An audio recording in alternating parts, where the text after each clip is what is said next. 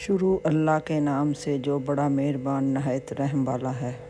اے محمد صلی اللہ علیہ وآلہ وسلم، اپنے پروردگار کا نام لے کر پڑھو جس نے عالم کو پیدا کیا، جس نے انسان کو خون کی پھٹکی سے بنایا۔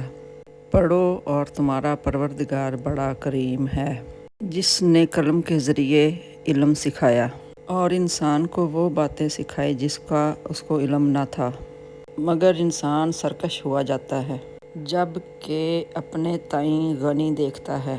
کچھ شک نہیں کہ اس کو تمہارے پروردگار کی ہی طرف لوٹ کر جانا ہے۔ بھلا تم نے اس شخص کو دیکھا جو منع کرتا ہے، یعنی ایک بندے کو جب وہ نماز پڑھنے لگتا ہے؟ بھلا دیکھو تو اگر وہ راہ راست پر ہو یا پرہیزگاری کا حکم کرے تو منع کرنا کیسا؟ بھلا دیکھو تو اگر اس نے دین کو جھٹلایا اور اس سے منہ موڑا تو کیا ہوا؟ کیا اس کو معلوم نہیں کہ خدا دیکھ رہا ہے؟ دیکھو اگر وہ باز نہ آئے گا تو ہم اس کی پیشانی کے بال پکڑ کر گھسیٹیں گے، یعنی اس جھوٹے خطا کار کی پیشانی کے بال۔